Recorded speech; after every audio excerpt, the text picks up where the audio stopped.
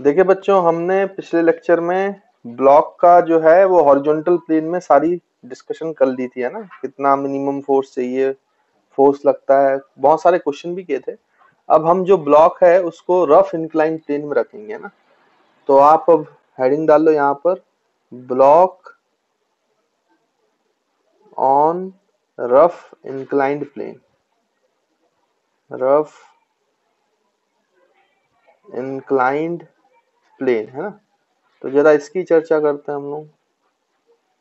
अब देखिए होगा क्या कि ये जो इंक्लिनेशन है, प्लेन का इंक्लिनेशन है, इसमें आपको कुछ थोड़ा सा चीजें समझनी पड़ेंगी।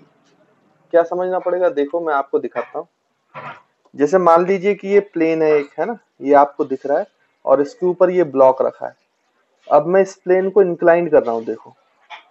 अभी देखो ये मैं इंक्लिनेशन कर रहा हूँ, एंगल से टिल्ट करते जा रहा हूँ, आपको दिखाई दे रहा होगा। लेकिन ये जो है एक पर्टिकुलर एंगल तक खिसकेगा नहीं।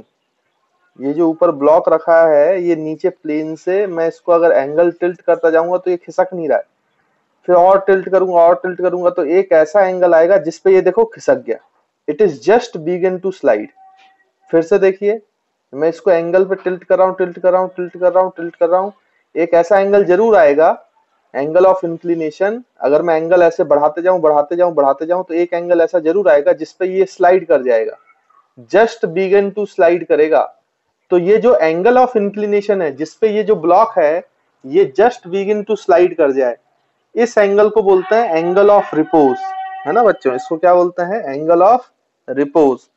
तो मैं आपसे ये कह रहा हूं कि भाई जब जो है, यानी कि जो ब्लॉक और इंक्लाइन प्लेन के बीच में फ्रिक्शन है वो मैक्सिमम फ्रिक्शन को क्रॉस कर चुका होगा, है ना। तो उस समय पर जो आपका बच्चों एंगल है जो जस्ट बिगिन टू स्लाइड है उसको एंगल ऑफ रिपोज बोलेंगे। तो इंक्लाइन प्लेन पे आप ऐसा माने कि भाई ये हमारा इंक्लाइन प्लेन है और ये वो एंगल पर है, ये हम एंगल मान लेते हैं, वो एंगल है ये एंगल मान लीजिए, इसको बोलते हैं थीटा आर। तो ये this is known as angle of repose. इस एंगल पे ये जो ब्लॉक है बच्चों, ये ब्लॉक जो है जस्ट बिगिन टू स्लाइड करेगा, जस्ट बिगिन टू स्लाइड, है ना। यहाँ पर अगर ये एम मास का ब्लॉक है तो हम बोल रहे हैं कि this is just begin to slide, just begin to slide. जब वो स्लाइड करना चालू कर देगा, मतलब आपने इस एंगल को ऐसे बढ़ाया बढ़ाया बढ़ाया, इस प्लेन के एंगल को इस तरीके से बढ़ा रहे हो, वो एंगल आ गया है जिसपे जस्ट स्लाइड कर रहा है। तो इस एंगल ऑफ इंक्लिनेशन को आप क्या बोलते हो बच्चों, एंगल ऑफ रिपोज, जिसपे ये नीचे की तरफ आएगा। मतलब यहाँ पे जो मैक्सिमम फ्रिक्शन है वो लग रहा होगा, और मैक्सिमम फ्रिक्शन को कौन ओवरकम कर रहा होगा बच्चों, पीछे की तरफ एफ मैक्स की वैल्यू लग रही होगी, और आगे की तरफ उसको कौन बैलेंस कर रहा होगा, जस्ट उसके इक्वल होगा। तो आपको पता है कि अगर मैं यहाँ पे एफ बी डी बनाऊं बच्चों, तो नीचे की तरफ आपको पता है कि कौन सा फोर्स लगता है, एम जी। तो यहाँ पे कौन सा फोर्स लगेगा बच्चों, ये थीटा आर है, तो ये भी angle of repose theta R है, तो ये हो जाएगा m g cos theta R, और ये हो जाएगा एम जी साइन थीटा आर, है ना। और ऊपर की तरफ क्या लगेगा बच्चों, नॉर्मल। तो अगर हमें एंगल ऑफ रिपोज की वैल्यू चाहिए तो हम एंगल ऑफ रिपोज की वैल्यू निकाल सकते हैं। देखिए कैसे, यहाँ पे हम लिखना चालू करते हैं। सबसे पहले तो ये लिख लो कि एंगल ऑफ रिपोज की डेफिनेशन क्या है बच्चों, है ना। तो हम यहाँ पे लिख रहे हैं angle of repose, angle of repose, इसको एंगल ऑफ रिपोज बोलते हैं ना, और थीटा आर से डिनोट कर रहे हैं हम। तो इसको क्या लिखेंगे बच्चों, एंगल ऑफ रिपोज को देखिए, it is the angle, it is the angle of inclination, it is the angle of inclination of plane, of plane over which, over which, over which a block, over a, over which a block just begin to slide, just begin to slide, तो इस angle को हम बोलते हैं angle of repose. अब इस angle of repose की value भी हम निकाल सकते हैं बच्चों। कैसे निकाल सकते हैं, तो देखो जो एफ मैक्स है वो क्या होगा, पहले हम नॉर्मल निकाल लें। तो यहाँ पे नॉर्मल की वैल्यू है mg into cos theta R, और नॉर्मल है तो एफ मैक्स हम निकाल पाएंगे। मान लीजिए कि इन दोनों के बीच में जो कोफिशिएंट ऑफ फ्रिक्शन है बच्चों वो कितना है, म्यू।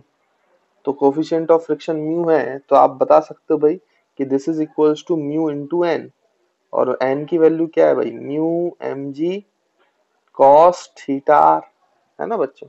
और ये जो है क्योंकि ये जस्ट बिगिन टू स्लाइड है, तो इसको स्लाइड कराने के लिए कौन सा कंपोनेंट है, एम जी साइन थीटा आर। तो एम जी साइन थीटा आर लगभग लगभग एफ मैक्स के बराबर हो गया होगा। तो हम लिखेंगे एम जी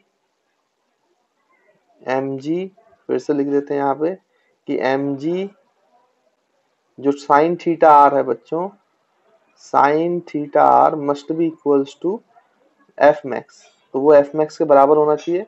तो यहाँ पे हम लिखेंगे एम जी साइन थीटा आर, क्योंकि एंगल ऑफ रिपोज की वैल्यू चाहिए, एफ मैक्स की वैल्यू है mu m g cos theta R. तो यहाँ से देखो एम जी और एम जी जो है बच्चों वो कैंसल आउट हो जाएगा, तो sine theta R upon cos theta R बचेगा। तो this is sine theta R upon cos theta R is equals to mu, और ये हो जाएगा tan theta R is equals to mu. तो this is the angle of repose, the value of angle of repose. तो अगर आप angle of repose निकालना चाहते हैं थीटा आर, तो वो हो जाएगा टेन इनवर्स म्यू। देखो बच्चों ये टेन इनवर्स म्यू आपका एंगल ऑफ रिपोज है, ये इंक्लाइन प्लेन पर है। ऐसा ही एक फॉर्मूला आया था आपका कहां पर, जब आप एंगल ऑफ कांटेक्ट निकाल रहे थे, तो वो अलग चीज है एंगल ऑफ कांटेक्ट, और ये एंगल ऑफ रिपोज अलग चीज है। ये वो एंगल है इंक्लाइन प्लेन का जिसपे ब्लॉक बिगिन टू स्लाइड है, हालांकि वैल्यू एक जैसी आ रही है, और वहां पे वो एंगल बिटवीन नॉर्मल और नेट कांटेक्ट फोर्स था। दोनों का फॉर्मूला वही सेम है, लेकिन दोनों चीजें अलग अलग है ना। तो ये एंगल ऑफ रिपोज है, वो एंगल जिस पर इंक्लाइन प्लेन में एक ब्लॉक जो है वो जस्ट बिगिन टू स्लाइड करता है, जैसे मैंने अभी आपको प्रैक्टिकली दिखाया भी था, है ना। तो this is the angle of repose. तो आई होप आपको एंगल ऑफ रिपोज समझ में आया होगा बच्चों कि यहाँ पर क्या है, और उसकी वैल्यू भी क्लियर होगी कि हमने कैसे कैलकुलेट की है। तो इसको जल्दी से नोट कर लीजिए, फिर आगे बढ़ते हैं। देखिए बच्चों इसमें आप दो केसेस भी कर सकते हैं, जैसे मैं आप यहाँ पे केस 1 ले लूं। केस नंबर 1, अगर मैं आपसे बोलूं कि यहाँ पर जो है थीटा जो है एंगल ऑफ इंक्लाइन प्लेन है, अगर वो लेस देन थीटा आर हो गया, मतलब एंगल ऑफ रिपोज से कम एंगल है, तो आपने देखा कि एंगल ऑफ रिपोज पर तो वो जस्ट स्लाइड करना चालू करता है ना। लेकिन अगर इंक्लाइन प्लेन का उससे कम एंगल होगा एंगल ऑफ रिपोज से, तो ऑब्वियस सी बात है वो खिसकेगा ही नहीं, है ना। तब तक तो खिसकेगा ही नहीं ना, जब तक वो एंगल ऑफ रिपोज के बराबर नहीं होता। तो अगर थीटा इंक्लाइन प्लेन का जो एंगल है वो थीटा जो है अगर वो कम हो गया, मतलब हम ये बोल रहे हैं कि इंक्लाइंड प्लेन है और इंक्लाइंड प्लेन में ये एंगल ऑफ इंक्लिनेशन है, but this is less than theta R, तो इस पे जो ब्लॉक रखा हुआ है वो रेस्ट पे रहेगा ना बच्चों, वो खिसकेगा ही नहीं, रेस्ट पे रहेगा। तो फिर से वही बात है कि यहाँ पे नीचे जो फोर्स लग रहा है वो तो आपका mg फोर्स लगेगा, और यहाँ पर बच्चों आपका mg cos थीटा लगेगा, यहाँ पे आपका बच्चों mg sin थीटा होगा। तो जो फ्रिक्शन है वो अपनी मैक्सिमम वैल्यू पे तो लग नहीं रहा होगा, फ्रिक्शन इसको रेस्ट पे रखने के लिए पीछे फ्रिक्शन जो लगा रहा होगा, तो फ्रिक्शन की वैल्यू जो होगी वो किसके बराबर होगी भाई, mg sin थीटा के बराबर हो जाएगी, है ना। और ये नॉर्मल, तो अभी मैक्सिमम फ्रिक्शन नहीं लगेगा कि आप म्यू एन कर दोगे, अभी तो खिसक नहीं रहा है। रेस्ट पे रखने के लिए फ्रिक्शन कितना चाहिए, मैक्सिमम चाहिए कि mg sin थीटा के बराबर चाहिए, तो mg sin थीटा के बराबर है। तो इसका मतलब जब ये थीटा जो है लेस देन थीटा आर होगा, तो जो बच्चों ब्लॉक है, ब्लॉक इज एट रेस्ट, तो जो आपका ब्लॉक है वो ब्लॉक तो रेस्ट पे रहेगा, ब्लॉक इज एट रेस्ट। और उस समय जो फ्रिक्शन की वैल्यू होगी वो किसको बैलेंस कर रही होगी, मैक्सिमम फ्रिक्शन नहीं होगा, वो केवल mg sin थीटा को बैलेंस कर रहा होगा, यानी फ्रिक्शन जो होगा वो mg sin थीटा के बराबर लगेगा। सिंपल सिंपल सी बात है, मेरे ख्याल से आपको समझ में आ गई होगी, है ना। तो this is the condition when theta is less than theta R. अच्छा ये तो उस समय की बात हो गई। केस 2 में क्या होगा कि मान लीजिए कि ये जो थीटा है ये थीटा आर से बड़ा हो जाए। केस सेकंड, जो बच्चों आपका थीटा है एंगल ऑफ इंक्लिनेशन है वो थीटा आर से बड़ा हो जाए। अब अगर थीटा आर से बड़ा हो गया तो आप खुद सोचो क्या होगा। अगर ये कंडीशन है वो तो जस्ट बिगिन टू स्लाइड था, अब तो पूरा स्लाइड ही करेगा, मतलब एक्सलरेट करेगा ब्लॉक। अब जो है angle of inclination it is greater than angle of repose, तो इसका मतलब यहाँ पे जो ब्लॉक रखा गया है बच्चों वो तो अब एक्सलरेट करेगा नीचे ए से, और जब वो एक्सलरेट करेगा तो पीछे की तरफ आप काइनेटिक फ्रिक्शन लगेगा एफ के, तो नीचे की तरफ आपका mg फोर्स लग रहा है। तो ये वाला जो कंपोनेंट है ये mg cos थीटा, ये आपको पता है, ऊपर की तरफ नॉर्मल है, ये सब हम जानते हैं, और इधर की तरफ लग रहा है mg sin थीटा, है ना बच्चों। और ये जो ब्लॉक है ये एक्सलरेट करने लगेगा कितने से, a से।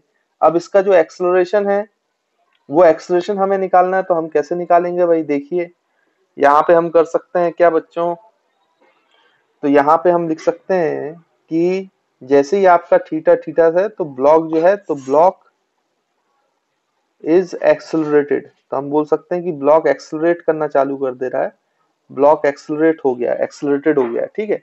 अब हमें एक्सलरेशन निकालना है तो हम निकाल सकते हैं, तो यहाँ पे पहले नॉर्मल की वैल्यू निकाल देते हैं, तो नॉर्मल की वैल्यू जो है वो mg cos थीटा हो जाएगा।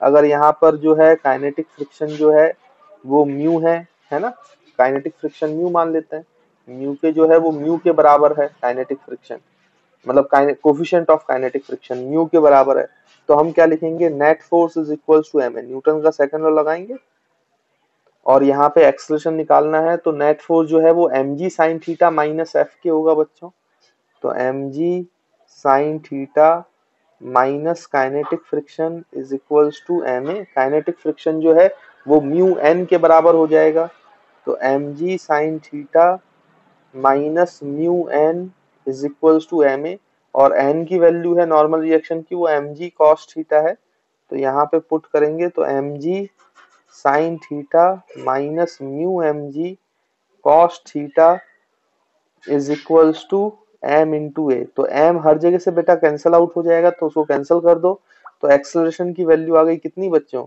यहाँ पे g कॉमन आ जाएगा, तो अंदर बचेगा sin theta minus mu cos theta. तो याद रखेंगे जब इंक्लाइन प्लेन में फ्रिक्शन के साथ ब्लॉक स्लाइड करना चालू करता है, एक्सलरेट करना चालू करता है, तो उसका एक्सेलरेशन हमेशा g sin theta minus mu cos theta होता है, g sin theta minus mu cos theta, है ना। तो इस बात को आपको याद रखना है। आई होप आपको बच्चों ये वाले केसेस भी क्लियर होंगे, दोनों केसेस समझ में आए। देखिए बच्चों अब क्वेश्चन पूछा जाता है एक, उस क्वेश्चन को देखते हैं। तो यहाँ पर जैसे मान लीजिए कि ये हो गया आपका एक इंक्लाइन प्लेन है इस तरीके से, अब ये एंगल ऑफ इंक्लिनेशन जो है वो वेरी किया जा रहा है, थीटा जो है वो वेरी कर रहे हैं, और उसके ऊपर जो ये है बच्चों m मास का ब्लॉक रखा हुआ है, ठीक है। अब उन्होंने कहा कि थीटा वेरीज,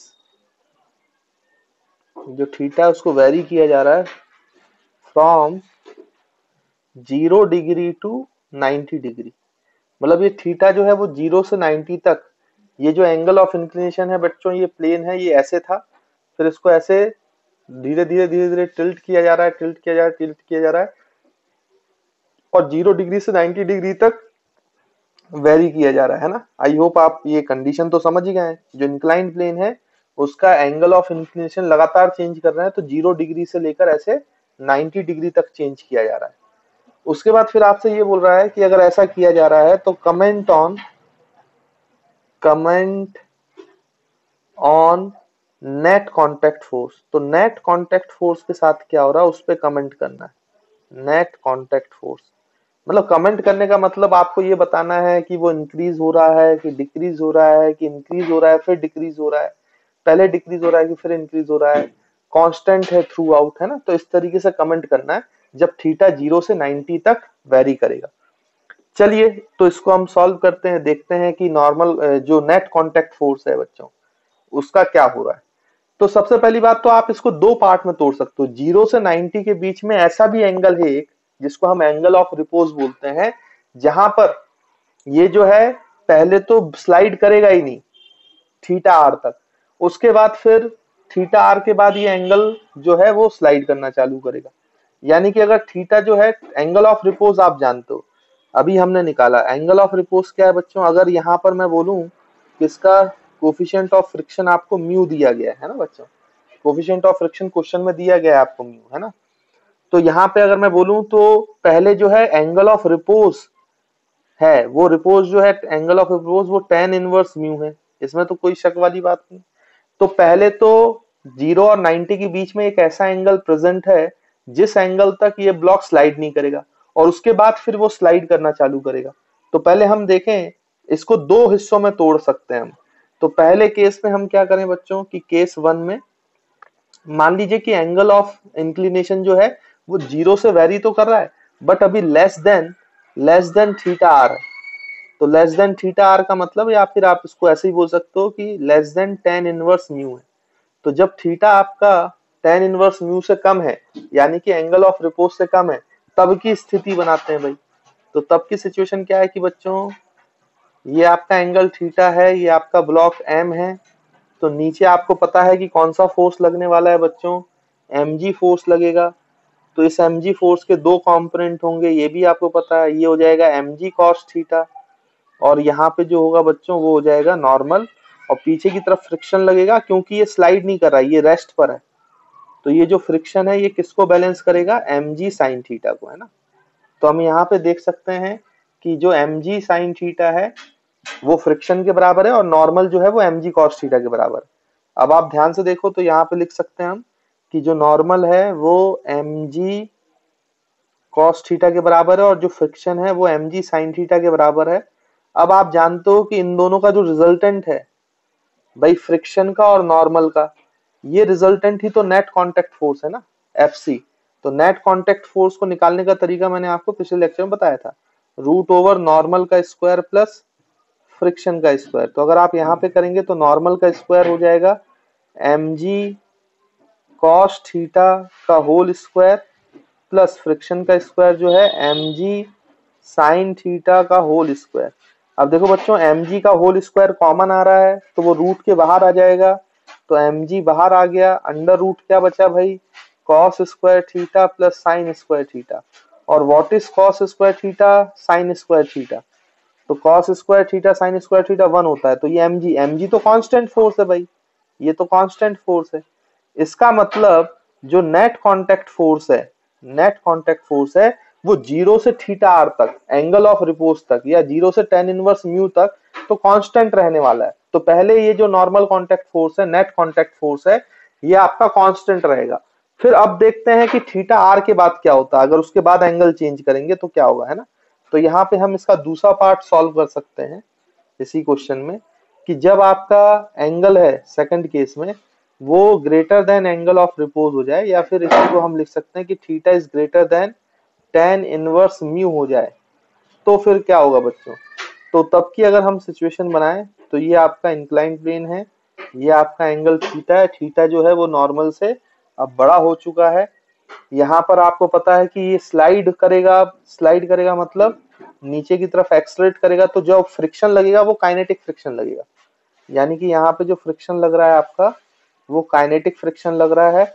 ऊपर की तरफ जो है वो नॉर्मल लग रहा है, नीचे की तरफ आपको पता है mg cos थीटा लग रहा है, मैं डायरेक्ट कंपोनेंट्स लिख रहा हूँ, और यहाँ पे जो है वो mg sin थीटा लग रहा है। तो ये एक्सलरेट भी कर रहा है, नीचे की तरफ स्लाइड करेगा ना। खैर हमें एक्सलेशन से अभी मतलब नहीं है, हमें तो काइनेटिक फ्रिक्शन और नॉर्मल चाहिए, क्योंकि उनका जो रिजल्टेंट है वो हमारा नेट कांटेक्ट फोर्स है ना बच्चों। तो सबसे पहले तो नॉर्मल रिएक्शन फोर्स लिख लेते हैं।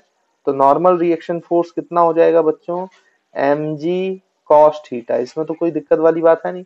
काइनेटिक फ्रिक्शन, तो काइनेटिक फ्रिक्शन होता है म्यू इंटू एन, यानी काइनेटिक फ्रिक्शन हो जाएगा आपका म्यू एन जो है वो mg cos थीटा है बच्चों, है ना।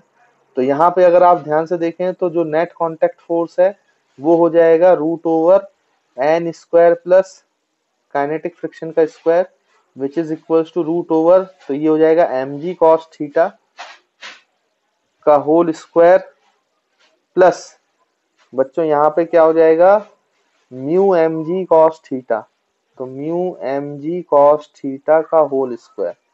अब देखो इसमें mg cos थीटा का होल स्क्वायर बाहर आ जाएगा, तो जो नेट कांटेक्ट फोर्स है वो हो जाएगा mg cos थीटा बाहर और बच्चों रूट के अंदर क्या बचेगा, यहाँ से 1 प्लस यहाँ से म्यू का होल स्क्वायर, तो ये म्यू स्क्वायर।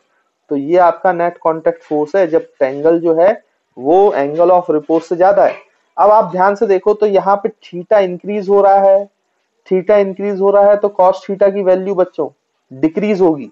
थीटा इंक्रीज होगा तो कॉस थीटा की वैल्यू डिक्रीज होगी, कॉस थीटा की वैल्यू डिक्रीज होगी तो नॉर्मल रिएक्शन भी डिक्रीज होगा। देखो क्योंकि वो भी डिपेंड कर रहा है कॉस थीटा पर, फ्रिक्शन भी डिपेंड कर रहा है कॉस थीटा पे, तो काइनेटिक फ्रिक्शन भी डिक्रीज होगा और नेट कांटेक्ट फोर्स भी डिक्रीज होगा, तो एफसी भी डिक्रीज होगा।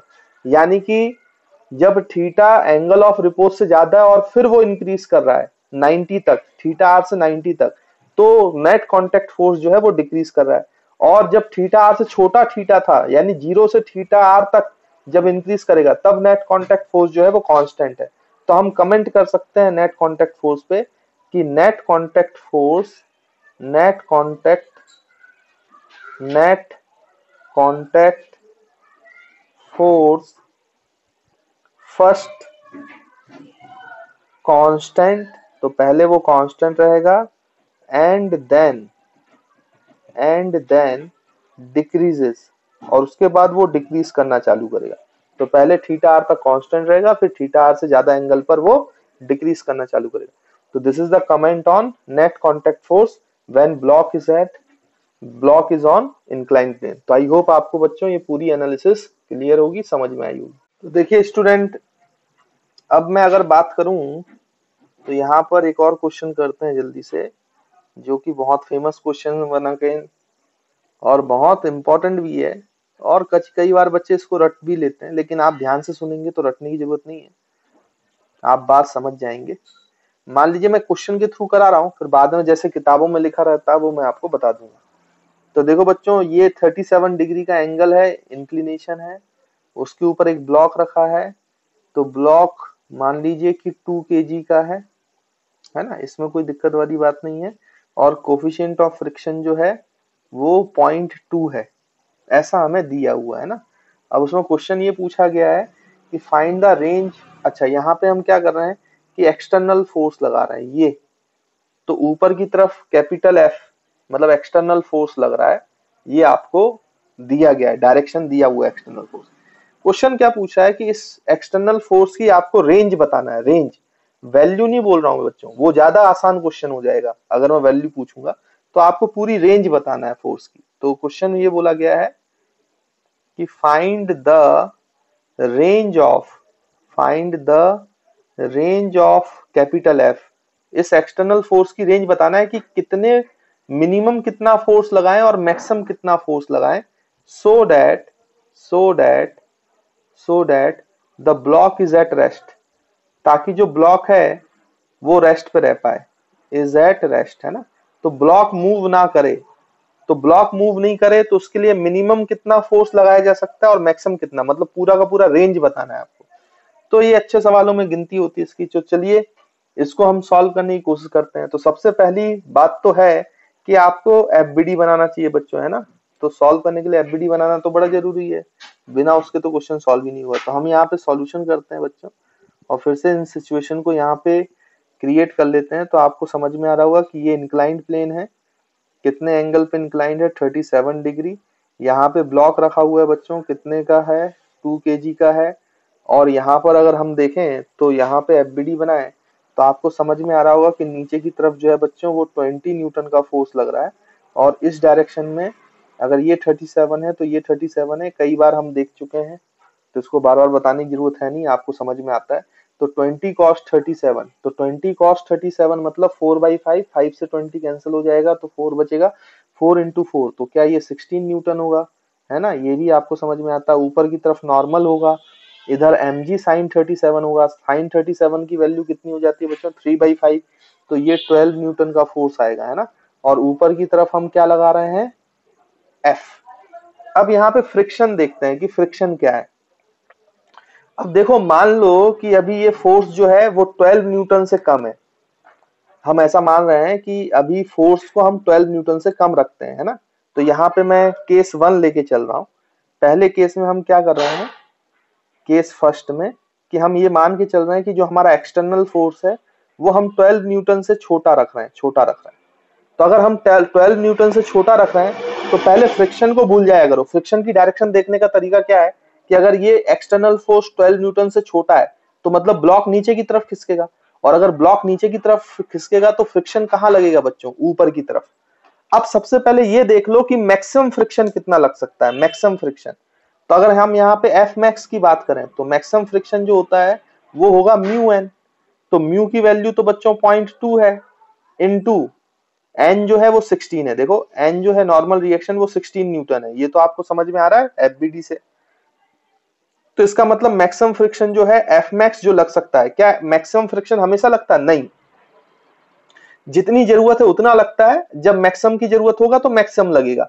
लेकिन मैक्सिमम फ्रिक्शन जो लग सकता है उसकी क्या वैल्यू है वो हम निकाल के रख रहे हैं। तो 16 इंटू 0.2 तो ये 3.2 न्यूटन आएगा। तो मैक्सिमम फ्रिक्शन जो लग सकता है वो 3.2 न्यूटन है। अब जैसे मान लीजिए कि बच्चों ये एक्सटर्नल फोर्स की वैल्यू अभी लेस देन 12 न्यूटन है, तो मैं अगर बोलूं यहाँ पर कि भाई हम एक काम करते हैं, यहाँ पर इस तरीके से लिख लेते हैं कि यहाँ पे मान लीजिए कि बच्चों मैं आपको एफ की वैल्यू लिख रहा हूं, तो आपको बताना है कि वहां पे फ्रिक्शन की क्या वैल्यू होगी, है ना। तो यहाँ पे हम एक टेबल बना लेते हैं, मैं यहाँ पे एफ की वैल्यू लिख रहा हूँ, यहाँ पे आप फ्रिक्शन की वैल्यू बताइए। तो यहाँ पे जैसे मैं आपको ये नंबर 1, अगर मैं आपसे बोलूं कि लेस देन 12 न्यूटन है, फिर जो फोर्स है एक्सटर्नल फोर्स वो लेस देन 10 न्यूटन है, 12 न्यूटन है। तो अगर मैं बोलूं कि फ्रिक्शन फोर्स जो है वो 11 न्यूटन है, तो अगर ये फोर्स 11 न्यूटन का है और 12 न्यूटन इधर है, तो फ्रिक्शन की कितनी रिक्वायरमेंट है कि इसको बैलेंस कर पाए, क्योंकि ब्लॉक को हमेशा रेस्ट पे रखना है भाई, ब्लॉक को तो हमेशा रेस्ट पे रखना है। तो आपको पता है कि फ्रिक्शन की रिक्वायरमेंट 1 न्यूटन हो जाएगी। अच्छा, फ्रिक्शन की रिक्वायरमेंट 1 न्यूटन है तो मैक्सिमम कितना है 3.2, तो फ्रिक्शन 1 न्यूटन दे सकता है भाई, यानी फ्रिक्शन फोर्स 1 न्यूटन लगेगा। फिर सेकंड केस में मैं आपसे बोलूं कि फ्रिक्शन जो फोर्स है वो 10 न्यूटन लग रहा है और कम लग रहा है, तो यहां पर फ्रिक्शन की रिक्वायरमेंट कितनी है भाई, यहाँ पे फ्रिक्शन की रिक्वायरमेंट 2 न्यूटन होगी, क्योंकि ये 10 और 2 तभी तो 12 को बैलेंस कर पाएगा।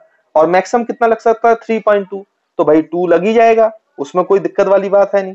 फिर तीसरे केस में मैं बोल रहा हूं बच्चों कि मान लीजिए कि ये 9 न्यूटन लग रहा है एक्सटर्नल फोर्स, 12 न्यूटन से कम है ना, 9 न्यूटन लग रहा है। तो 9 न्यूटन में फ्रिक्शन कितना लगेगा आप खुद देखो भाई। तो 9 न्यूटन में फ्रिक्शन की रिक्वायरमेंट है 3 न्यूटन, मैक्सिमम 3.2 है। तो मैक्सिमम 3.2 है, इसका मतलब 3 न्यूटन तो लग सकता है, तो अभी भी ब्लॉक रुका रहेगा। अच्छा, एक्सटर्नल फोर्स कितना लग सकता है, मैक्सिमम फ्रिक्शन कितना लग सकता है बच्चों, सोचो 3.2, और इसको बैलेंस करने के लिए मिनिमम जो फोर्स है एक्सटर्नल वो कितना लगाना पड़ेगा। अगर मैक्सिमम फ्रिक्शन इतना लग रहा है तो मिनिमम फोर्स जो है बच्चों वो कितना लगाना पड़ेगा, आप यहां से देखें तो 3.2 तो 8.8, देखो 8.8 में प्लस 3.2 करोगे तो फिर ये 12 न्यूटन के बराबर हो जाएगा, कैंसिल कर देगा, और ब्लॉक जो है वो कैसा रहेगा, रेस्ट पर। अगर आप सोचो कि 12 न्यूटन के बराबर लगे, अगर एक्सटर्नल फोर्स 12 न्यूटन लगेगा तो फ्रिक्शन की रिक्वायरमेंट ही नहीं है, ये इसको डायरेक्ट कैंसिल आउट कर देगा, तो फ्रिक्शन तो 0 लगेगा भाई। फ्रिक्शन मैक्सिमम कितना लग सकता है, और जब मैक्सिमम फ्रिक्शन लगेगा तब ये जो एक्सटर्नल फोर्स है वो मिनिमम लगेगा, यानी यहां से हमें ये समझ में आ रहा है। तो देखें स्टूडेंट्स, यहां पर मैं आपसे ये बोल रहा हूं कि मिनिमम फोर्स जो है वो कितना लग सकता है एक्सटर्नल, 8.8। अब आप खुद सोचो, अगर 8.8 कम से कम फोर्स रहा, मान लीजिए कि 7 न्यूटन का फोर्स लग रहा है, तो 7 और ये 12 तो नीचे की तरफ लगेगा 5 न्यूटन, लेकिन 5 न्यूटन फ्रिक्शन नहीं दे सकता है, तो फिर ये स्लाइड कर जाएगा।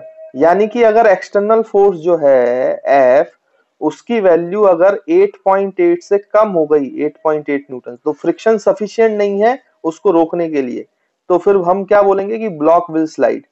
तो इसलिए मैंने कहा कि मिनिमम फोर्स जो है वो कितना चाहिए, उससे कम फोर्स होगा तो ब्लॉक विल स्लाइड, तो मिनिमम फोर्स की वैल्यू होनी चाहिए 8.8 न्यूटन, है ना। आई होप आपको ये वाला पॉइंट क्लियर होगा। अब आप ध्यान से देखो, तो अब हम देखते हैं कि अगर ये फोर्स ग्रेटर देन 12 न्यूटन हुआ, जो एक्सटर्नल फोर्स है एफ, तो फिर क्या होगा, आप ध्यान से देखें। तो यहाँ पे हम बनाते हैं सिचुएशन, तो यहाँ पे हम बोल रहे हैं कि ये भाई इस तरीके से है, जो एफबीडी है वो तो वैसी रहेगा, ये एंगल 37 है, ये ब्लॉक जो है वो 2 kg का है, तो आपके जो फोर्सेस है वो वैसे ही लगेंगे। ये बच्चों नीचे की तरफ 16, ये इधर की तरफ 12, ये इधर की तरफ नॉर्मल, और जो आपका फोर्स एक्सटर्नल फोर्स वो F, लेकिन मैं बोल रहा हूं कि अब ये ग्रेटर देन 12 न्यूटन लग रहा है। अगर ग्रेटर देन 12 न्यूटन है तो ये ऊपर जाएगा ब्लॉक, तो फ्रिक्शन अपनी डायरेक्शन बदलेगा। फ्रिक्शन तो क्या करना चाहता है भाई, इस ब्लॉक को और सरफेस को साथ में रखना चाहता है ना। फ्रिक्शन का हमेशा काम क्या होता है कि दो सरफेसेस को साथ में रखे, तो वो अपनी डायरेक्शन भी चेंज कर सकता है और अपना मैग्नीट्यूड भी चेंज कर सकता है। अब क्योंकि ये ऊपर खिसकना चाहेगा तो फ्रिक्शन कहां लग जाएगा, पीछे। इसलिए मैक्सिमम फोर्स 12 न्यूटन है ऐसा नहीं सोचना है, नहीं तो गड़बड़ हो जाएगी। 12 न्यूटन से ज्यादा फोर्स भी लग सकता है इसको रेस्ट पे रखने के लिए, क्योंकि फ्रिक्शन अपनी डायरेक्शन क्या कर लेगा, चेंज कर लेगा। अब उसको साथ में रखने के लिए पीछे फ्रिक्शन लगना है तो पीछे फ्रिक्शन लगेगा। अब ध्यान से देखो, तो फिर से अगर वैसी ही टेबल बनाई जाए जैसे ये बनाई थी, तो बच्चों हम यहाँ पे फिर से बना लेते हैं। तो अब मैं केस 2 ले रहा हूं, इसमें हम मैक्सिमम फोर्स की बात कर रहे हैं, तो फोर्स ग्रेटर देन 12 न्यूटन है। तो अगर हम यहाँ पे बनाएं तो ये एक्सटर्नल फोर्स है, ये फ्रिक्शन है। और यहाँ पे अगर हम देखें तो यहाँ पे केस नंबर फर्स्ट देखें तो मान लीजिए कि 12 से 13 न्यूटन का फोर्स है, तो 13 न्यूटन का है तो 12 वाला तो ये बैलेंस कर देगा। बचा कितना, 1 न्यूटन, तो 1 न्यूटन कौन दे देगा बच्चों, फ्रिक्शन दे देगा, क्योंकि मैक्सिमम फ्रिक्शन तो 3.2 है ना, तो एक तो दे ही सकता है। सेकंड, अगर मैं बोलूं कि ये 14 न्यूटन का फोर्स लग रहा है तो फ्रिक्शन की वैल्यू चाहिए होगी 2। 12 प्लस 2 14 कैंसिल आउट कर पाएगा और ब्लॉक रेस्ट पर रहेगा, और 2 दे सकता है क्योंकि मैक्सिमम इतना दे सकता है। अच्छा, मैक्सिमम फ्रिक्शन कितना दे सकता है भाई, 3.2 न्यूटन। तो ये मैक्सिमम फोर्स कितना लग सकता है, 15.2 न्यूटन। देखो ये 15.2 है तो 12 प्लस 3.2 तो 15 लग जाएगा। तो मैक्सिमम जो फोर्स है वो कितना अप्लाइड हो सकता है बच्चों, 15.2 न्यूटन। अगर ये 15.2 से ज्यादा होगा, अगर आपका फोर्स जो है एक्सटर्नल फोर्स जो है वो 15.2 से ज्यादा हो जाएगा, मान लो 17 न्यूटन हो गया ये, तो 17 में 12 तो नीचे की तरफ चाहिए 5 न्यूटन। 5 न्यूटन ये नहीं लगा सकता ना, तो फिर ये ब्लॉक ऊपर की तरफ खिसक जाएगा। यानी अगर इससे ग्रेटर हुआ तो block will again slide, block will again slide. इसका मतलब जो मैक्सिमम फोर्स है वो 15 न्यूटन लग सकता है, और मिनिमम फोर्स जो है वो बच्चों कितना लग सकता है आपका 8.8। तो जो रेंज ऑफ फोर्स है, फोर्स की रेंज है ना बच्चों, जो रेंज है वो रेंज यहाँ पे लिख लेते हैं। जो फोर्स की रेंज रिक्वायर्ड है वो कितनी रिक्वायर्ड है, रेंज ऑफ कैपिटल एफ। तो जो फोर्स होना चाहिए वो लेस देन और इक्वल्स टू, ग्रेटर देन और इक्वल्स टू 8.8 न्यूटन होना चाहिए, और less than equals to 15.2 newton होना चाहिए।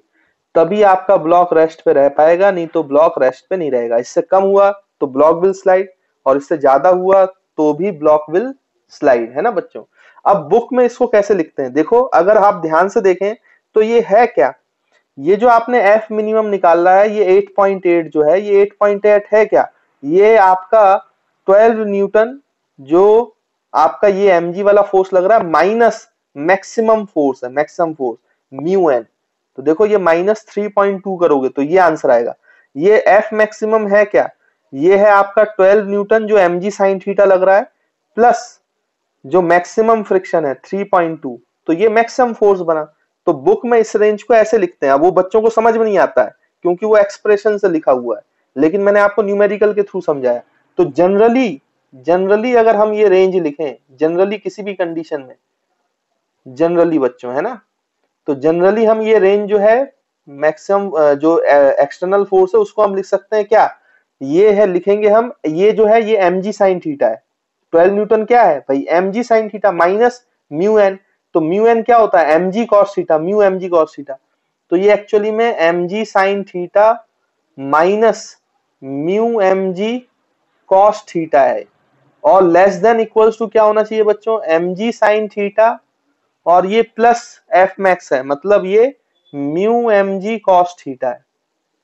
तो जो फोर्स की रेंज होती है जनरली, जो बुक में लिखी होती है बच्चों, वो ये रेंज है। देखो जो फोर्स होना चाहिए वो लेस देन इक्वल्स टू होना, ग्रेटर देन इक्वल्स टू होना चाहिए mg sine theta minus mu mg cos theta से लेकर mg sine theta plus mu mg cos theta तक। तो ये रेंज है, ये किताब में लिखा रहता है, तो बच्चों को समझ में नहीं आता है। देखो न्यूमेरिकल के थ्रू आपको मेरे ख्याल से बड़े आसानी से समझ में आ गया होगा, और इस तरीके से ये जनरलाइज्ड फॉर्म में आप चाहें तो एक्सप्रेशन भी याद रख सकते हैं। तो आई होप आपको ये वाला क्वेश्चन भी क्लियर होगा बच्चों।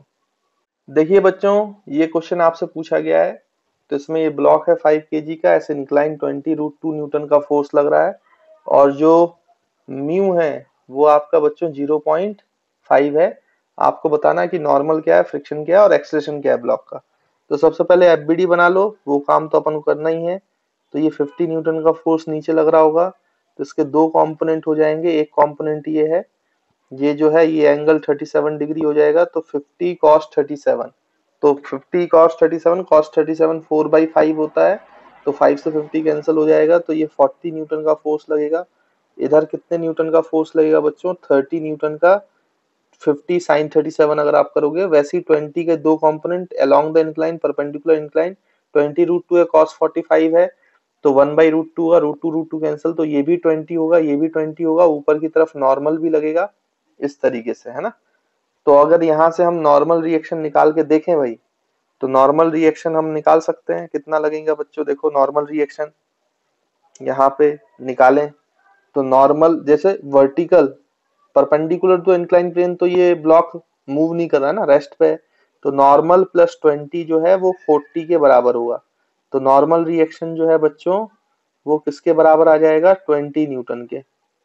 तो ये 20 न्यूटन है। अच्छा, मैक्सिमम फ्रिक्शन कितना लग सकता है, लगेगा ये जरूरी नहीं है, लेकिन मैक्सिमम फ्रिक्शन कितना लग सकता है, तो मैक्सिमम फ्रिक्शन निकाल लेते हैं। तो ये लग सकता है 0.5 into normal reaction mu n, है ना, तो 0.5 इंटू 20, तो 20 मतलब ये 10 न्यूटन। अच्छा, कितना रिक्वायर्ड है, देखो 30 इधर है, 20 इधर है, तो इधर लगना है 10, और मैक्सिमम 10 लग सकता है, तो मतलब मैक्सिमम भी लग रहा है तभी तो। और ब्लॉक जो है वो रेस्ट पे हो गया है, वो ब्लॉक रेस्ट पे रहेगा, मतलब एक्सेलरेशन ऑफ ब्लॉक जो है वो 0 हो गया बच्चों। नॉर्मल की वैल्यू जो है वो 20 न्यूटन है, और मैक्सिमम फ्रिक्शन, क्योंकि मैक्सिमम चाहिए ही, 10 चाहिए ही, तो 10 ही लगेगा, है ना। तो मैक्सिमम फ्रिक्शन है, मतलब फ्रिक्शन जो है वो 10 न्यूटन लग रहा है। तो ये तीनों जो है वो हमारे आंसर है। तो आई होप आपको समझ में आया होगा। इस तरीके से इंक्लाइन प्लेन पे अगर आपको क्वेश्चंस पूछे जाते हैं, फ्रेम किए जाते हैं, तो बड़ी ही आसानी से आप उनका आंसर कर सकते हो, है ना। तो मेरे ख्याल से कोई बड़ी बात नहीं होनी चाहिए। देखे बच्चों, यहाँ पे कुछ चीजें और हम सीखते हैं ना। तो यहाँ से ये मैं पार्टीशन कर रहा हूँ, यहाँ पे देखिए एक्चुअली में क्या है कि इंक्लाइन प्लेन में जब ये ब्लॉक बच्चों नीचे एक्सलेट करेगा, मान लो एंगल ऑफ रिपोज से ज्यादा है, तो ये नीचे की तरफ एक्सलेट करता है, ये आपको पता है, इसमें कोई शक वाली बात नहीं। तो अगर ये नीचे की तरफ एक्सलेट करता है, तो ये एक्सलेशन जो है ये मास पे डिपेंड नहीं करता है ना। मतलब हम यहाँ पे लिख सकते हैं कि जो एक्सेलरेशन है, acceleration of block on inclined plane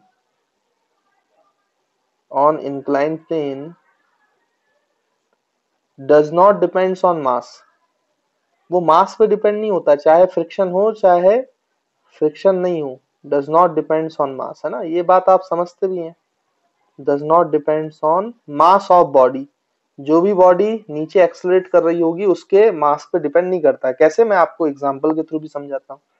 जैसा पहला केस लें, तो बच्चों अगर यहाँ पे देखें, तो मैं आपसे बोलूं कि ये इंक्लाइंड प्लेन है, दो इंक्लाइंड प्लेन,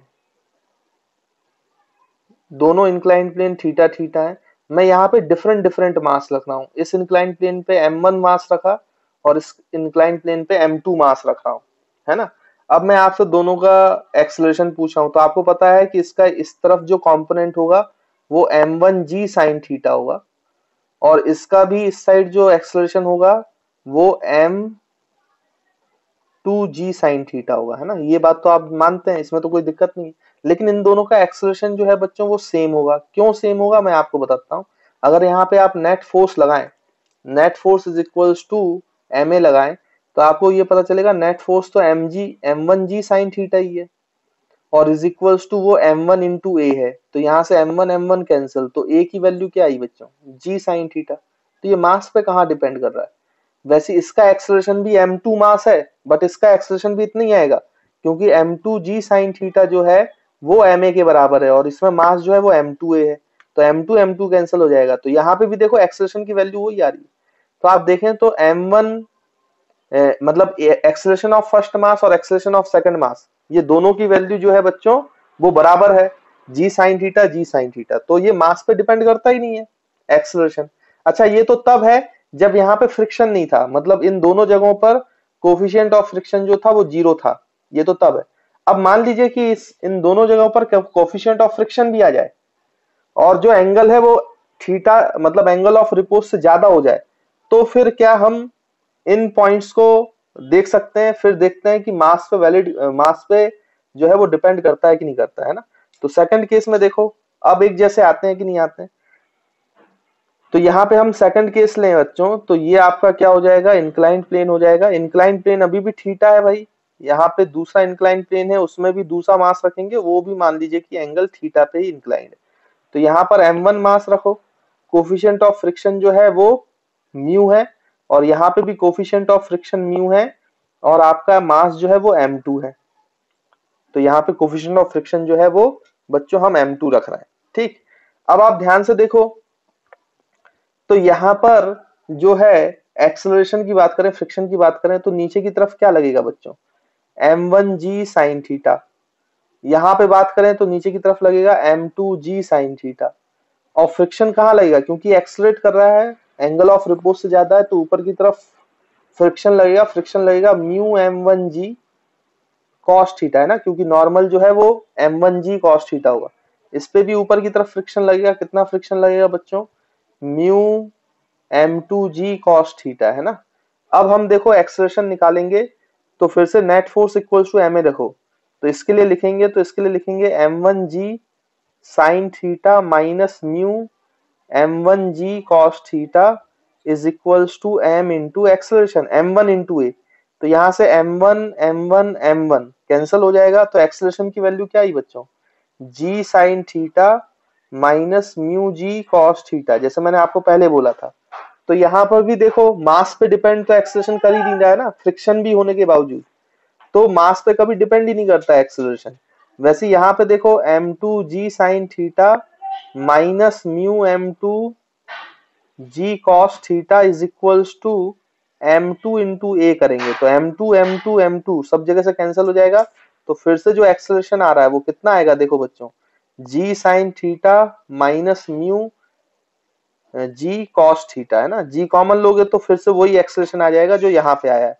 तो मतलब अभी भी एक्सेलरेशन सेम है क्योंकि दोनों का, लेकिन यहाँ पे एक चीज देखने लायक है कि जब फ्रिक्शन नहीं होता है तो एक्सेलरेशन फिर किसी भी चीज पे डिपेंड नहीं करता, एक्सेलरेशन हमेशा डिफरेंट मास के लिए सेम ही रहेगा। लेकिन यहाँ पे देखो बच्चों, तो यहाँ पे जो एक्सेलरेशन है वो मास पे तो डिपेंड नहीं कर रहा है, लेकिन वो कोफिशिएंट ऑफ फ्रिक्शन पे डिपेंड कर रहा है।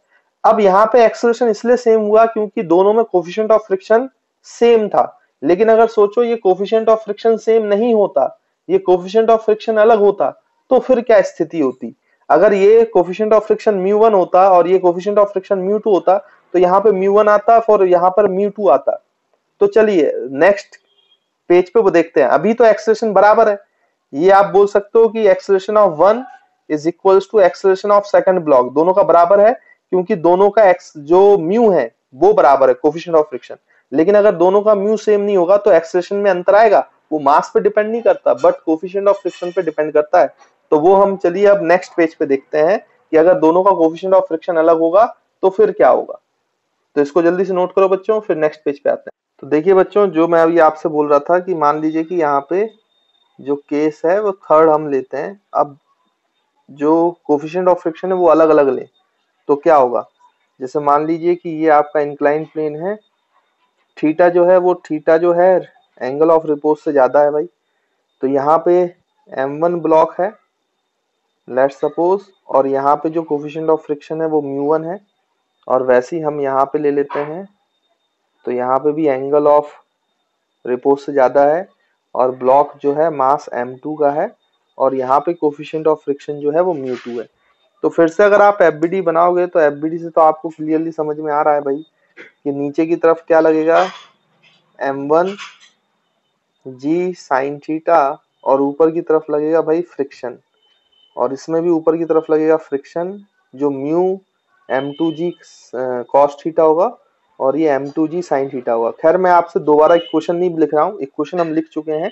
तो इसका जो एक्सेलरेशन होगा a1 और इसका जो एक्सेलरेशन होगा a2 वो लिखा जाएगा। तो यहाँ पे एक्सेलरेशन लिखा जाएगा a1 इज इक्वल्स टू जी, अगर आप सॉल्व करोगे, है ना, हम पहले सॉल्व कर चुके हैं, बस म्यू की जगह बच्चों क्या आएगा, म्यू 1, तो sine theta minus mu 1 cos theta, है ना। और यहाँ पर म्यू की जगह आ जाएगा म्यू 2, बाकी तो सेम ही रहने वाला है, G sine theta minus mu 2 cos theta. अब अगर म्यू 1 और म्यू 2 बराबर हैं तो जो आपका एक्सेलरेशन है बच्चों वो तो बराबर होगा, a1 इक्वल्स टू a2। लेकिन अगर मान लीजिए कि म्यू 1 जो है वो ग्रेटर देन म्यू 2 है, तो अगर म्यू 1 ग्रेटर है तो ये इंप्लाई कर रहा है कि ये वाली क्वांटिटी बड़ी होगी, तो a1 छोटा हो जाएगा और a2 जो है वो बड़ा हो जाएगा, क्योंकि नेगेटिव वाली क्वांटिटी छोटी है। तो यहां से इंप्लाई कर रहा है कि a1 is less then a2, अगर mu 1 is greater than mu 2 है। और अगर इसका उल्टा है कि mu 1 is less then mu 2, तो आप समझ पा रहे होंगे कि एक्सेलरेशन जो है a1 is greater than a2। तो आई होप आपको क्लियर होगा, किसी भी टाइप का आपसे केस पूछा जाए, लेकिन मास पे डिपेंड नहीं कर रहा है एक्सेलरेशन कहीं भी, एक्सेलरेशन लेकिन कोफिशिएंट ऑफ फ्रिक्शन पे डिपेंड करता है, और कोफिशिएंट ऑफ फ्रिक्शन जैसे वेरी करेगा उस तरीके से आपका ये एनालिसिस होगी, और एक्सेलरेशन दो मास का अलग अलग होगा। आई होप आपको ये वाला पॉइंट भी बच्चों क्लियर हो। तो देखो बच्चों, अब एक क्वेश्चन करते हैं, तो मैं एक ही क्वेश्चन में आपको सारी चीजें समझा दूंगा, और ये क्वेश्चन बड़ा ही इंपॉर्टेंट है और बच्चे समझने में दिक्कत होता है, लेकिन अगर आपने ये वाली बातें समझी हैं जो मैंने अभी बताया, तो इस क्वेश्चन को समझने में आपको कोई प्रॉब्लम नहीं होगी। उन्होंने कहा कि भाई इस तरीके से बहुत सारे क्वेश्चन बन सकते हैं, मैं हर इसमें न्यूमेरिकल डाटा लेके नहीं, मैं आपको एक्सप्रेशन के थ्रू सब समझा दूंगा, बाकी क्वेश्चंस की कोई कमी नहीं है, इसमें बहुत सारे क्वेश्चन बनाए जा सकते हैं। उन्होंने कहा कि दो ब्लॉक है बच्चों, एक के बाद एक रखें, एक m1 मास का ब्लॉक है, फिर उसके पीछे एक m2 मास का ब्लॉक रखा हुआ है, इस तरीके से रखा हुआ है ब्लॉक। और ये बोला है कि ये ग्रेटर देन थीटा आर है, रिपोज है। m1 और जो इंक्लाइंड सरफेस है उसका जो बीच में कोफिशिएंट ऑफ फ्रिक्शन है वो म्यू 1 है, और m2 का और सरफेस का जो कोफिशिएंट ऑफ फ्रिक्शन है वो आपका बच्चों कितना है, म्यू 2 है। अब इसमें कई सारे क्वेश्चन पूछ सकता है वो। पहला केस में ये बोल सकता है, ये हो सकता है कि आपको म्यू 1 और म्यू 2 दोनों सेम दे दे, क्योंकि एक्सेलरेशन मास पे डिपेंड नहीं करता है, तो m1 m2 से कोई फर्क नहीं पड़ता है, आप ध्यान से देखें समझें। तो मैं आपको यहाँ पे केसेस करके बता देता हूँ सॉल्यूशन में, है ना। तो पहले केस में वो सवाल जब पूछेंगे तो यहाँ पे सारी वैल्यूज देंगे, न्यूमेरिकल डाटा देंगे। तो केस 1 में वो क्या करते हैं कि आपको बोलेंगे कि जो म्यू 1 है बच्चों वो म्यू 2 के बराबर है, मतलब दोनों का कोफिशिएंट ऑफ फ्रिक्शन आपको बराबर दे देगा। अब आपको पता है कि अगर दोनों का कोफिशिएंट ऑफ फ्रिक्शन बराबर है, तो मैंने अभी आपको बताया कि दोनों का एक्सेलरेशन बराबर हो जाएगा, क्योंकि दोनों के लिए एंगल सेम है। मैंने अलग अलग भले ही बना के बताया था, लेकिन अगर ये दोनों है तो दोनों का एक्सेलरेशन सेम है ना। ये भी ए एक्सेलरेशन से मूव करेगा, ये भी ए एक्सेलरेशन से मूव करेगा, तो इनके बीच में नॉर्मल रिएक्शन की जरूरत ही नहीं पड़ेगी, क्योंकि दोनों सेम एक्सेलरेशन से है। दोनों सेम एक्सेलरेशन से है तो इनके बीच का नॉर्मल की जरूरत है ही नहीं। नॉर्मल की जरूरत नहीं है तो बच्चों नॉर्मल क्या हो जाएगा, 0।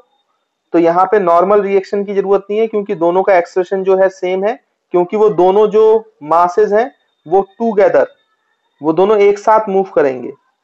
दोनों जो मास है आप बोल सकते हो विल मूव टूगेदर, है ना। तो दोनों एक साथ मूव करेंगे, टूगेदर मूव करेंगे, तो इसमें कोई दिक्कत बात नहीं है, साथ साथ जाएंगे साथ साथ, लेकिन दोनों के बीच में नॉर्मल की कोई जरूरत नहीं है, तो नॉर्मल रिएक्शन 0 होगा। और दोनों का एक्सेलरेशन बराबर होगा बच्चों, दोनों का एक्सेलरेशन बराबर होगा, मतलब a1 इक्वल्स टू a2 होगा, which is equals to a। और ये एक्सेलरेशन किसके बराबर होगा, ये आपको पता है, m1 साइन थीटा अगर लिखोगे तो m1 m1 कैंसिल हो जाएगा, तो ये बचेगा कितना बच्चों, g sine theta minus mu cos theta, है ना। ये तो मैंने आपको बताया ही है। तो ये आपका एक्सेलरेशन हो जाएगा, दोनों का एक्सेलरेशन सेम है, दोनों साथ साथ चल रहे हैं, नॉर्मल की जरूरत नहीं है। और दोनों के जब, लेकिन ये तब होगा जब दोनों का कोफिशिएंट ऑफ फ्रिक्शन बराबर है, जो हम पहले देख चुके हैं। तो आई होप आपको केस 1 समझ में आ गया होगा। तो इस तरीके से अगर इसमें न्यूमेरिकल डाटा दे तो आपको ये आंसर मिल जाएगा, बन जाएगा, है ना। फिर इसमें केस नंबर 2, केस नंबर 2 में क्या होगा कि ये बोल सकता है कि जो म्यू 1 है बच्चों वो लेस देन म्यू 2 है, मतलब म्यू 1 कम है और म्यू 2 जो है वो अलग है। तो इसमें देखो ये एक्सेलरेशन है, तो अगर म्यू 1 जो लेस देन म्यू 2 है तो ऑब्वियस सी बात है एक्सेलरेशन ऑफ 1 जो है वो एक्सेलरेशन ऑफ 2 से जब बड़ा है, तो ये ज्यादा आगे चला जाएगा, ये पीछे रह जाएगा, तो ये जल्दी जल्दी आगे जाएगा, पीछे दोनों के बीच में गैप आ जाएगा, तो नॉर्मल फिर से वो हो जाएगा 0। तो अगर म्यू 1 लेस देन म्यू 2 है तो दोनों के बीच में गैप आ जाएगा, कांटेक्ट छूट जाएगा दोनों का, और कांटेक्ट छूट जाएगा तो नॉर्मल रिएक्शन कितना हो जाएगा बच्चों, 0। और यहाँ पर अब ये दोनों साथ साथ नहीं चलेंगे, मतलब A1 is not equals to A2। और अगर ये दोनों इक्वल नहीं है तो A1 की क्या वैल्यू होगी बच्चों, तो A1 की वैल्यू है G sin theta minus μ1 cos theta, है ना, जैसे ऊपर हमने लिखा हुआ है। और A2 की जो वैल्यू है वो हो जाएगा G sin theta minus μ2 cos theta. तो ये आपका A2 हो जाएगा, और A2 जो है वो लेस देन A1 होगा। तो यहाँ पे आप नॉट इक्वल्स टू तो लिख ही रहे हो, साथ में A1 is greater than A2 हो जाएगा, है ना बच्चों। तो ये अंतर आएगा। लेकिन केस नंबर थर्ड देखें, केस नंबर थर्ड सबसे इंटरेस्टिंग है और उसमें ही बच्चे फंसते हैं नॉर्मली। अगर μ2 जो है वो ग्रेटर देन μ1 हो गया तो क्या होगा फिर, या μ1 लेस देन μ2 हो गया तो फिर क्या होगा। अब बच्चों नॉर्मल आएगा। अब ध्यान से देखो तो ऐसा नहीं होगा कि ये M2 वाला M1 से आगे चला जाएगा, नहीं, ये तब था जब दोनों का इंक्लाइन प्लेन अलग अलग था। लेकिन ये सेम प्लेन में ना, तो पीछे वाला ज्यादा तेजी से खिसकना चाहता है बट आगे वाला जाने नहीं देगा, तो इनके बीच में नॉर्मल रिएक्शन फोर्स भी लगेगा। देखो ये M1 M2 जो है वो M1 पे धक्का देगा और M1 जो है वो M2 पे धक्का देगा। तो आपसे नॉर्मल रिएक्शन फोर्स पूछ सकता है वो, नॉर्मल रिएक्शन फोर्स। तो अब ये नॉर्मल रिएक्शन फोर्स कितना होगा ये आपसे पूछ ले, तो फिर आप इसको कैसे सॉल्व करेंगे। तो इसको सॉल्व करने के लिए बच्चों क्या करना पड़ेगा, ध्यान से देखें आप केस नंबर थर्ड में। पहली बात तो अब नॉर्मल जीरो नहीं है, normal is not equals to zero, ये बात आपको समझनी है ना। और ये अभी भी साथ साथ ही चलेंगे क्योंकि पीछे वाला ज्यादा तेजी से खिसकना चाहता है, तो ये इसको टकराएगा और ये दोनों साथ साथ चलेंगे, मतलब दोनों का एक्सेलरेशन सेम है। अच्छा, दोनों का एक्सेलरेशन सेम है तो हम इसको सिस्टम ले सकते हैं बच्चों। याद करो, जिन भी बॉडीज का एक्सेलरेशन सेम होता है या रेस्ट पे होती है, तो उनका एक्सेलरेशन आसानी से निकालने के लिए हम उसको सिस्टम मान सकते हैं। तो इसको सिस्टम मान लो क्योंकि एक्सेलरेशन निकालना पड़ेगा। तो दोनों साथ साथ चलेंगे, टुगेदर चलेंगे, मतलब दोनों का एक्सेलरेशन सेम होगा, मतलब A1 is equals to A2 होगा which is equals to A। अब ये A की वैल्यू कितनी होगी बच्चों, तो इस A की वैल्यू को निकालना पड़ेगा। तो A की वैल्यू देखो, इसको सिस्टम मान लिया तो total mass M1 plus M2 हो गया। तो इधर की तरफ इस टोटल मास का जो फोर्स लग रहा होगा, मतलब अगर मैं इसको मान लूं तो ये टोटल मास हो गया M1 प्लस M2, इसको सिस्टम मान लो तो इस डायरेक्शन में लग रहा है M1 plus M2 into G sine theta, G sine theta. और पीछे की तरफ फ्रिक्शन लगेगा तो इसका फ्रिक्शन लगेगा F1 प्लस सेकंड ब्लॉक से जो फ्रिक्शन लगेगा वो F2।